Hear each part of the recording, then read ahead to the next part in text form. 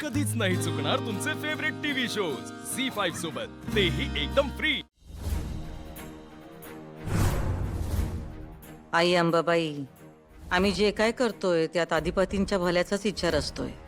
त्यांच्या सुखाशिवाय आम्हाला काय बी महत्वाचं नाही। आणि आम्हाला हे चांगलंच ठाव आहे, त्यांचं सुख त्या मास्तरनी बरोबर नाही। अधिपतींच्या जीवावर लय उडत्यात त्या। आता बघ आई, त्यांचे पंख कसे कापतो आम्ही ते, जशास तसं। ही नीती आहे आमची। ताई, चल निघायचं ना वा? हे काय, लग्नाला जायला तयार झालीस बाई तू? अगं ताई, ते मास्तरनीचं लगीन। कशाला सायलेन्सर बसवायला पाहिजे? कुठं काय बोलायचं काही कळत नाही। चुकलं ताई, परत असं नाही होणार, खरंच नाही होणार। सॉरी ताई, चुकलं। पण आपल्याला ती बाहेर जायचं ना वा? ताई, बाहेर जायचं ना वा आपल्याला? ताई, ताई,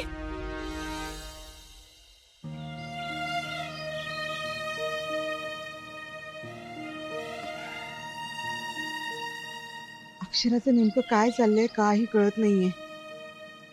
डॉक्टरांची अपॉइंटमेंट पण घेतली नाहीये हिने। तिच्या अशा वागण्याने घोर लागलाय जीवाला।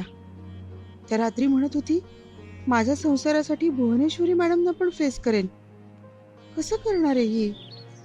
या मुलीच्या डोक्यात काय सुरू आहे ना, काही कळत नाहीये।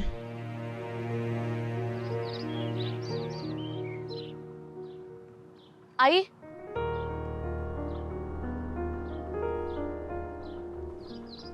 आई,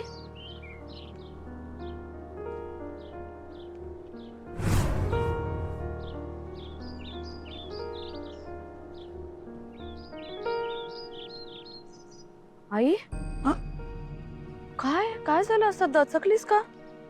नाही, काय नाही। आई, काय झालंय? हा, नाही, काय नाही। काहीतरी झालंय मला माहिती, आणि काय झालंय हेही माहितीये। तू माझाच विचार करतेस हो ना? अगं सांग ना, काय काय झालंय आई? कसला विचार करतेस? अक्षू, तू काल म्हणालीस ना की तू भुवनेश्वरी मॅडमना फेस करू शकशील म्हणून। नाही, तू करशील ग, पण आई म्हणून मला भीती वाटते अक्षरा। कसली? अगं, तर भुवनेश्वरी मॅडम म्हणजे विस्तव आहेत अक्षू, आणि विस्तवाशी खेळणं म्हणजे स्वतःला होरपळून घेण्यासारखं आहे ग। आई, तू म्हणतेस ना नेहमी कुठलंही संकट आलं की घाबरायचं नाही, लढायचं, हरायचं नाही। तू सांगतेस ना, आता तू का अशी शस्त्र टाकून देतेस? अक्षू, अगं आई आहे मी। आपल्या लेकराला त्रास झाल्यानंतर आईला वाईट नाही का वाटणार? आणि त्यात आता तू ज्या परिस्थितीमध्ये आहेस ना अक्षरा, त्यामुळे काळजी अजून वाढली आमची। अक्षू, तुझ्या आतमध्ये नवीन अंकुर खुलतोय, त्याच्यावर त्या भुवनेश्वरी नावाच्या विस्तवाचा परिणाम होऊ नये असं वाटतं मला। तुझ्यावर आलेला ताण त्यालाही सहन करावा लागतोय ना। अगं उलट चांगलंय ना आई, त्याला आत्तापासूनच माहितीये की बाहेर काय परिस्थिती आहे। तो आधीपासूनच शिकून बाहेर येईल कसं लढायचं, अभिमन्यू सारखं। पण अक्षरा, तोही या भुवनेश्वरी मॅडमच्या चक्रव्यूहात अडकला तर? आई, अभिमन्यूला माहित नव्हतं की चक्रव्यूह कसं भेदायचं। आपण शिकवू आपल्या बाळाला, तेही शिकवू, त्याला जाणीव करून देऊ की तू कुणाचा मुलगा आहेस, अधिपतींचा मुलगा आहेस तू। अधिपती कसं प्रत्येक संकटातून मार्ग काढतात। अगं पण अक्षू, अधिपतीही भुवनेश्वरी नावाचं चक्रव्यूह नाही भेदू शकले। त्यांचं प्रेम आहे का आई भुवनेश्वरी मॅडमवर? प्रेम कसलं ग? आंधळ प्रेम आहे अक्षू।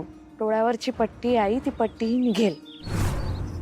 मला असं वाटतं कधी कधी की भुवनेश्वरी मॅडमना ओळखण्यात अधिपती चूक करतायत। मग कधी कधी असंही वाटतं की त्यांचं बरोबर आहे।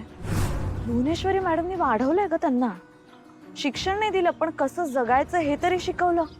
त्यांना योग्यच वाटणार भुवनेश्वरी मॅडम। अगं पण त्या योग्य नाहीयेत अक्षरा। हा आपला दृष्टिकोन झाला आई। मी अधिपतींच्या नजरेतून भुवनेश्वरी मॅडम कशात हे सांगितलं तुला। त्यांना योग्यच वाटणार त्या, आणि आपल्याशी त्या जशा वागतात त्यावरून त्या आपल्याला चुकीच्याच वाटणार, चुकीच्याच आहेत। प्रेम म्हणजे कपट कारस्थान करून मिळवता येतं असं वाटतं त्यांना। प्रेमात त्याग करायचा असतो याची तर जाणीवच नाहीये।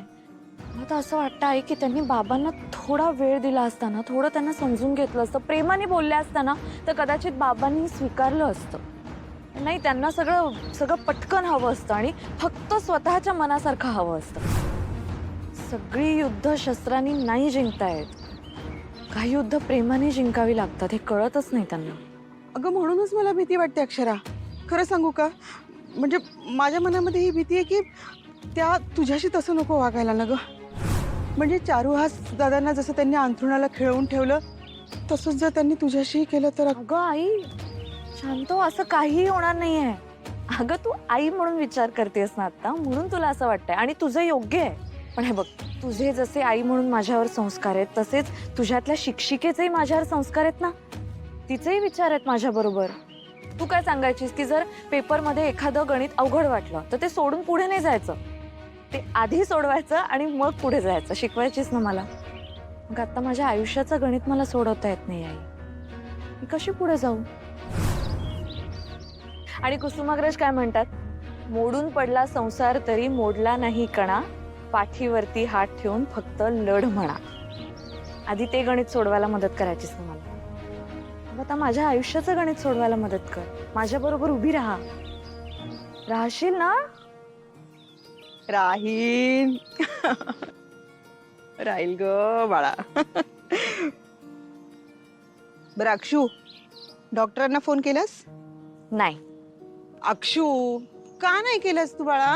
अगं मी करते फोन. अक्षरा अगं ऐक ना, काय चाललंय या मुलीचं? हे फोन का करत नाहीये डॉक्टरांना?